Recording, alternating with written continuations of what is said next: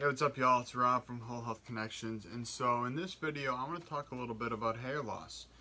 So as I've been growing out my hair for the first time in my life, I decided to do a little bit of research. So I got some notes here that I want to share with you today as it relates to hair loss. So one of the biggest things I found is that hair loss, especially in men, 95% of male baldness is related due to DHT. So DHT is dihydrotestosterone. So this is a stress hormone. So this stress hormone is the cause of male pattern baldness in 95% of men. And so basically by reducing stress, which I talk about all the time with things like meditation, journaling, gratitude practice, tai chi, sleep, proper nutrition, movement, all the 6 foundation principles and more, these are ways that we can reduce stress and allow our hair to grow. So as it relates to females, female pattern baldness, this is also often coming from stress. Too many of these male hormones, because as we know, testosterone is a male hormone, and this dihydrotestosterone is also a cause of this. So it's not as often a cause for women, but is definitely a contributing factor based on the studies that have been developed. So basically for females, it's often too many androgens, and these androgens can lead to ovarian cysts.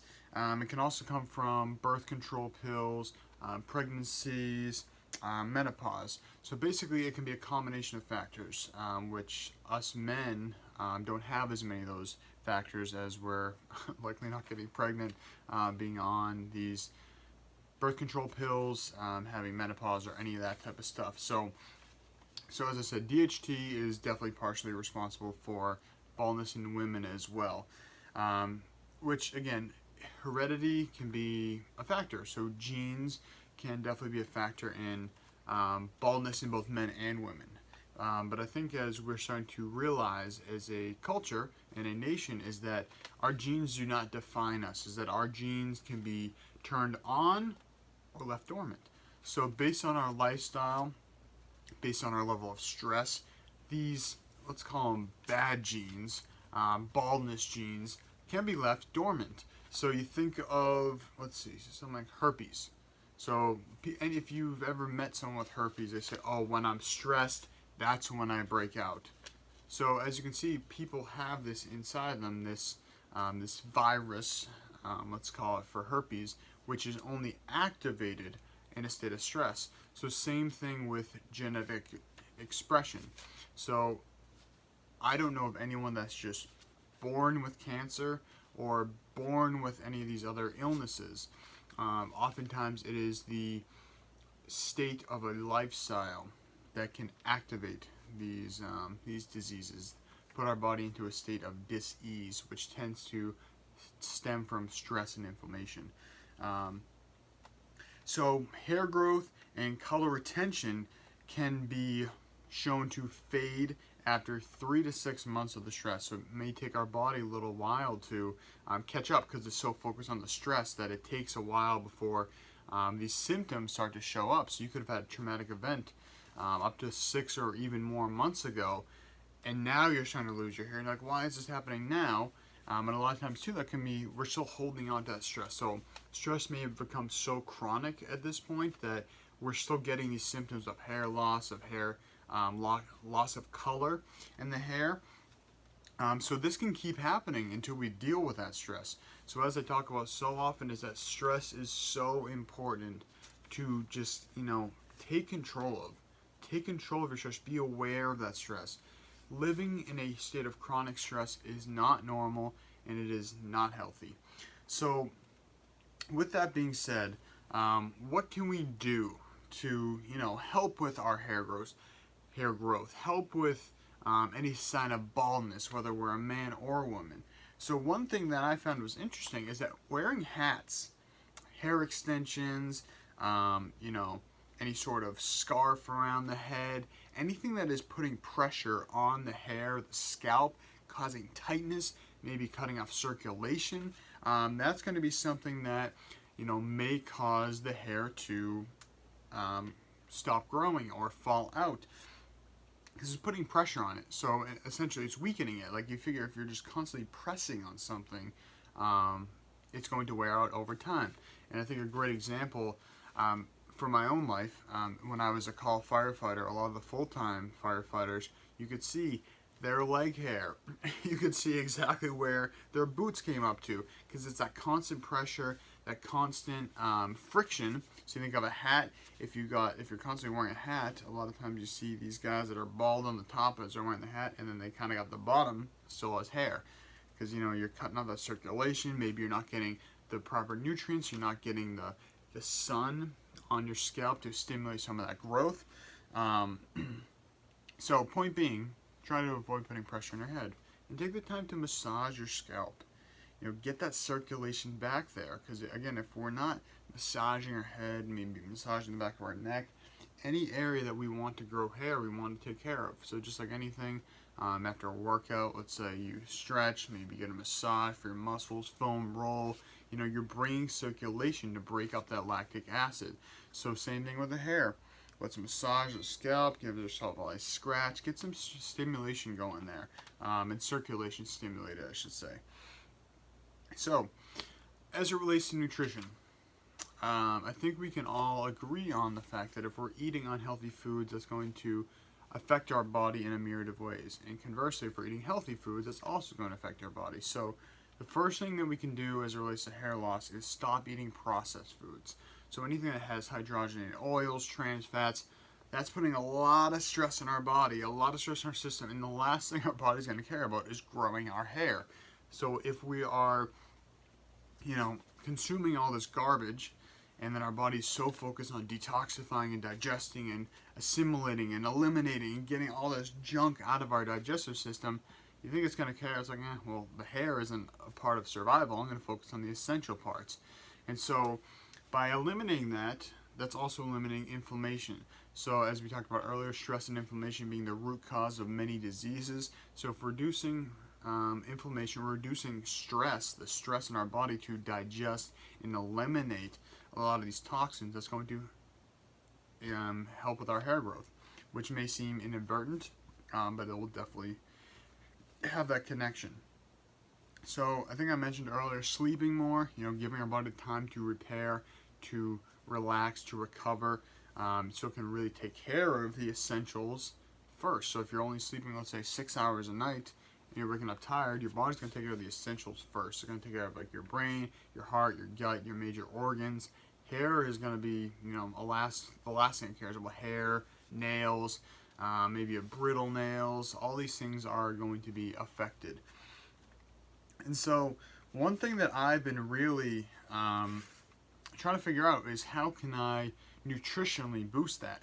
My hair growth, especially in the summer. Skin is something that is constantly exposed to sun. It's easier to dry out in the winter as well when we have all this heat coming in. So basically what I found is this product bundle called Renew Hair, Skin, and Nails.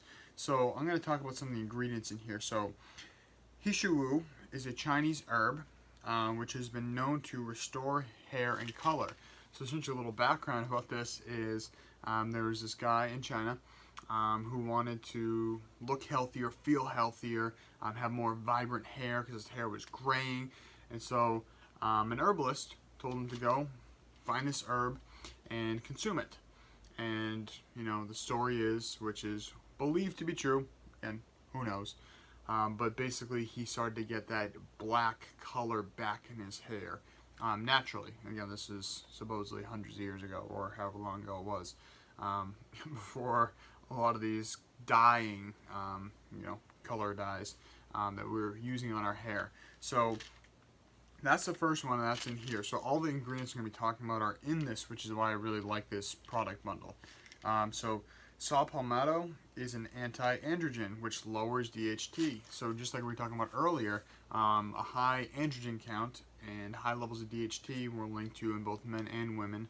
Hair loss, hair discoloration, hair falling out, balding, all that type of stuff. So that's a pretty cool one. And then we have MSM, which MSM, I'm going to butcher reading this, methyl sulfonylmethane. So that basically is an organic sulfur compound which strengthens the connective tissue for the hair, the skin, the nails, all these things that are, connecting. So this skin is connecting to my muscles, connecting to my bones. The hair is connecting to my scalp. The nails are connecting to my fingers. So these are great for connective tissue, that MSM, an organic sulfur compound. So then we also have bamboo extract in here.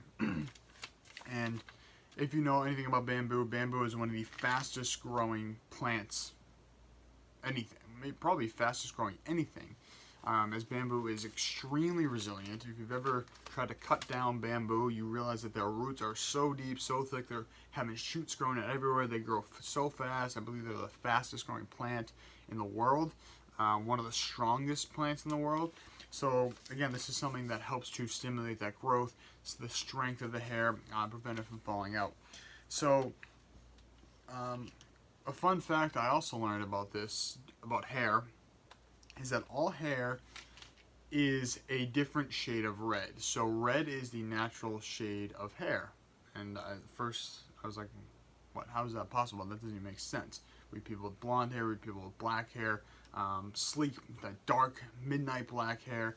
But the idea is that all hair is actually a different shade of red, whether it's lighter, like I have kind of like a dirty blonde, so that would be, a lighter version of red. And then you have like strawberry blonde, you have redheads, then you have dark hair. And a lot of times too, if you do look at people with dark hair, there just does kind of have like a little reddish tinge to it. So when they said that, at first I was kind of like, I don't know if that's true. Then I really kind of thought about it, and I was like, that kind of makes sense. And I have some red hairs in my beard, kind of scattered throughout there. So I don't know if I necessarily believe that 100%, but I'm open to learning more. So, fun fact, potentially. So, that being said, what else helps with the color of hair, maintaining the color? So, copper and iodine. So, you can get some natural copper from spirulina, which is also in here. Iodine from sea kelp.